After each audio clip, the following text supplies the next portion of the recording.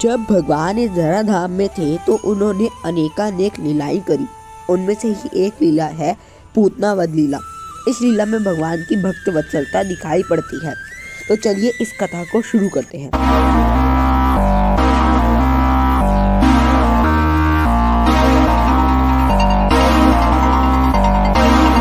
जब नंद महाराज घर लौट रहे थे, उन्होंने वसुदेव की चेतावनी पर विचार किया कि गोकुल में कुछ गड़बड़ी हो सकती है, निश्चय ही झूठी नहीं हो सकती।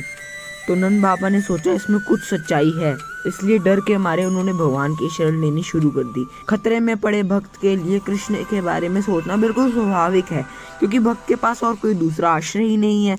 जब कोई बच्चा खतरे में होता है तो वह अपनी माता या पिता की शरण लेता है। इसी तरह एक भक्त हमेशा भगवान के परम व्यक्तित्व की शरण में रहता है। लेकिन जब वह विशेष रूप से किसी खतरे को देखता है तो वह बहुत तेजी से भगवान को याद करता है। कंस ने अपनी राक्षसी मंत्रियों से परामर्श करने के बाद पूतना नामक एक राक्षसी को निर्देश दिया, जो छोटे बच्चों को भयानक पापपूर्ण तरीकों से मारने की काली कला को जानती थी। ऐसी राक्षसी अपनी काली कला तभी खेल सकती है जब कृष्ण के पवित्र नाम का जप या श्रवण ना हो। ऐसा कहा जाता है कि जहाँ भी कृष्ण के पवित्र नाम का जप किया जाता है, लापरवाही से भी सभी बुरे तत्व, भूत और खतरनाक आपदाएं तुरंत गायब हो जाते हैं। और यह निश्चित रूप से उस स्थान के बारे में सच है जहाँ कृष्ण के पवित्र नाम का जप गंभीरता से किया जाता है। विशेष रूप से वृंदावन में जब सर्वोच्च भगवान व्यक्तिगत रूप से उपस्थित थे। पूतना ने बिना अनुमति के नंद महाराज के आवासीय स्थान गोकुल में प्रवेश किया। एक सुंदर स्त्री की तरह वेशभूषा में वे माता यशोदा के घर में दाखिल हुई। वह बहुत ही आकर्षक रूप और मुस्कुराते हुए चेहरे से सभी को देख रही थी और वृंदावन के सभी निवासी मोहित हो गए थे। सब चरवाहों ने सोचा कि वह वृंदावन में हाथ में कमल के फूल के साथ प्रकट होने वाली भाग्य की देवी थी। उनकी उत्कृष्ट सुंदरता के कारण किसी ने भी उसके उद्देश्य की जांच नहीं की और इसलिए वह स्वतंत्र रूप से नंद महाराज के घर में प्रवेश कर गई। घर के अंदर दाखिल हुई तो उसने कृष्ण को एक छोटे से बिस्तरे पर लेटा हुआ पाया और वह तुरंत समझ गई कि बच्चा अपनी अद्वितीय शक्तियों को छुपा रहा है। पूतना ने सोचा यह बच्चा इतना शक्तिशाली है कि वह तुरंत पूरे ब्रह्मांड को नष्ट कर सकता है। पूतना को तुरंत पता चल गया कि वह जिस बच्चे को नंद महाराज के घर में देख रही थी वह स्वयं भगवान की सुप्रीम पर्सनालिटी है। कोई भी जीव ध्यान या तपस्या करके भगवान नहीं बन सकता, भगवान हमेशा भगवान ही है। एक बच्चे के रूप में कृष्ण उतने ही पूर्ण हैं जितने कि वे पूर्ण युवा के रूप में है। कृष्ण भगवान के सर्वोच्च व्यक्तित्व हैं, यहाँ तक कि वसुदेव और देवकी के घर में उनकी उपस्थिति की शुरुआत से ही कृष्ण ने एक छोटे बच्चे का स्वभाव दिखाया। तभी जब भगवान ने पूतना को देखा तुरंत अपनी आंखें बंद कर ली। कृष्ण इतने दयालु हैं कि भले ही वे जानते थे कि पूतना उन्हें मारने के लिए आई थी।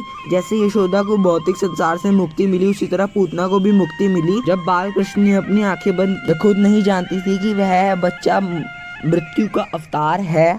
यदि कोई व्यक्ति सांप को रस्सी समझ लेता है तो उसकी मृत्यु हो जाती है। इसी तरह पूतना ने कृष्ण से मिलने से पहले इतने सारे बच्चों को मार डाला था। जब पूतना बालक कृष्ण को गोद में ले रही थी, यशोदा और रोहिणी दोनों उपस्थित थे, लेकिन क्योंकि वह इतनी सुंदर पोशाक में थी, कृष्ण के प्रति मात्र स्नेह दिखा रही थी, उन्होंने उसे मना नहीं किया। पूतना ने अपने स्तनों पर एक बहुत शक्तिशाली जहर लगाया था और बच्चे को गोद में लेने के तुरंत बाद वह उम्मीद कर रही थी कि जैसे ही लीला दूध पिएगा वह मर जाएगा। लेकिन भगवान ने दैत्य के प्राणवायु सहित दूध जहर को अपने अंदर ले लिया। क्योंकि कृष्ण द्वारा राक्षस का वध किया गया था, उसे मुक्ति मिली।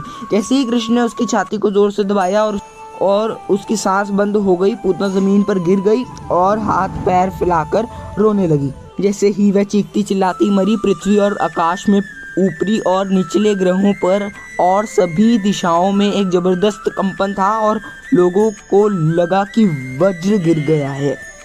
इस प्रकार पूतना राक्षसनी को मुक्ति प्राप्त हुई। वह जब गिरी तो चारों ओर जो पेड़ थे उनके टुकड़े टुकड़े हो गए। उसके दांत हल के समान थे और उसका शरीर बहुत विशाल था। यह देखकर सभी चरवाहे, पुरुष और महिलाएं विस्मय और आश्चर्य से भर गए और उसके गिरने की गड़गड़ाहट की आवाज़ से उनके दिमाग और कानों को झकझोर कर दिया और उनके दिल जोर से धड़कने लगे। जब गोपियों ने छोटे कृष्ण को पूतना की गोद में निडर होकर खेलते देखा तो वह बहुत जल्दी आ गई और उन्हें उठा लिया। माँ यशोदा, रोहिणी और अन्य बड़ी गोपियों ने तुरंत एक गाय की पूंछ लेकर और उसके शरीर की परिक्रमा करके शुभ अनुष्ठान किया। गोपियों ने कृष्ण को गाय के मूत्र से पूरी तरह नहलाया और गायों के खुरे द्वारा बनाई गई धूल उनके ऊपर लगाई। यह सब छोटे कृष्ण को भविष्य की अशुभ दुर्घटनाओं से बचाने के लिए था। यह घटना हमें इस बात का स्पष्ट संकेत देती है कि गाय परिवार, समाज और सामान्य रूप से जीवित प्राणियों के लिए कितनी महत्वपूर्ण है। कृष्ण के दिव्य शरीर को किसी सुरक्षा की आवश्यकता नहीं थी, लेकिन गाय के महत्व पर हमें निर्देश देने के लिए भगवान को गाय के गोबर से लिप्त किया गया था, गाय के मूत्र से धोया गया था। इस शुद्धिकरण प्रक्रिया के बाद माता यशोदा और रोहिणी के नेतृत्व में गोपियों ने कृष्ण के शरीर को सभी बुरे प्रभावों से पूर्ण सुरक्षा देने के लिए विष्णु के नामों का जप किया। जो व्यक्ति कृष्ण भावनामृत में आगे बढ़ रहे हैं उन्हें इस लीला से शिक्षा लेनी चाहिए और गायों और कृष्ण के पवित्र नाम में भी रुचि होनी चाहिए। वैदिक संस्कृति ने इतिहास की शुरुआत से ही गायों को रखने और भगवान के पवित्र नाम का जप करने का लाभ उठाया है, और जो लोग अभी भी वैदिक तरीकों का पालन कर रहे हैं, विशेष रूप से गृहस्थ, कम से कम 1 दर्जन गाय रखते हैं और भगवान कृष्ण की पूजा करते हैं। वृंदावन की बड़ी गोपियां कृष्ण के प्रति स्नेह में इतनी लीन थी कि उन्हें बचाना चाहती थी, हालांकि इसकी कोई आवश्यकता नहीं थी क्योंकि उन्होंने पहले से ही अपनी रक्षा कर रखी थी। वे समझ नहीं पाए कि कृष्ण एक छोटे बच्चे के रूप में खेल रहे हैं, परम भगवान है। फिर माता यशोदा ने कृष्ण को दूध पिलाया। जब बच्चे की रक्षा विष्णु मंत्र द्वारा की गई तो माता यशोदा को लगा कि वे सुरक्षित हैं। इस बीच जब मथुरा से सब चरवाहे घर लौट रहे थे तब सबने देखा कि एक विशाल शव नीचे गिरा पड़ा है। नंद महाराज ने वसुदेव की भविष्यवाणी को याद किया और उन्होंने सोचा कि मथुरा में बैठकर वसुदेव जी वृंदावन की दुर्घटना के बारे में कैसे भविष्यवाणी कर सकते हैं। इसके बाद ब्रजवासियों ने पूतना के विशाल शरीर को टुकड़े टुकड़े में काट दिया। जब पूतना के शरीर के सभी अंग जल रहे थे तो अग्नि से निकलने वाले धुएं ने अगुरु की अच्छी सुगंध पैदा की। यह सुगंध उसके कृष्ण द्वारा मारे जाने के कारण थी। इसका मतलब यह है कि दानव पूतना को उसके सभी पाप कार्यों से धोया गया और उसने एक दिव्य शरीर प्राप्त किया।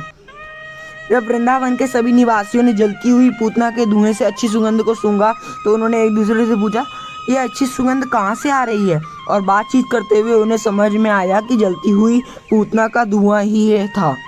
वे कृष्ण से बहुत प्यार करते थे और जैसे ही उन्होंने सुना कि राक्षस पूतना को कृष्ण ने मार डाला है, उन्होंने कृष्ण को स्नेह से आशीर्वाद दिया। पूतना के जलने के बाद नंद महाराज घर आए, देखा कि कृष्ण को कहीं चोट तो नहीं लगी। इस कथा से हमें यह शिक्षा भी लेनी चाहिए कि जैसे पूतना की इच्छा थी कि भगवान उसका जहरीला दूध पिए और भगवान ने उसकी इच्छा पूरी की। इसका मतलब यह है कि अगर हम पूर्ण इच्छा से, सच्ची इच्छा से अगर हम भगवान को कुछ भी अर्पित करते हैं, भगवान उसे स्वीकार करते हैं और हमसे प्रसन्न होते हैं। भगवान इसका प्रमाण भगवद गीता में 9वें अध्याय के 26वें श्लोक में दे रहे हैं। पत्रम पुष्पम फलम तो यम यो में भक्त्या प्रयच्छति।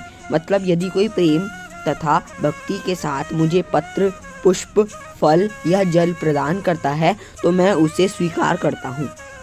इसलिए श्रील सुखदेव गोस्वामी ने उन सभी व्यक्तियों को आशीर्वाद दिया है जो कृष्ण द्वारा पूतना के वध की कथा सुनते हैं, वे निश्चित रूप से गोविंद की कृपा प्राप्त करेंगे। हरे कृष्णा।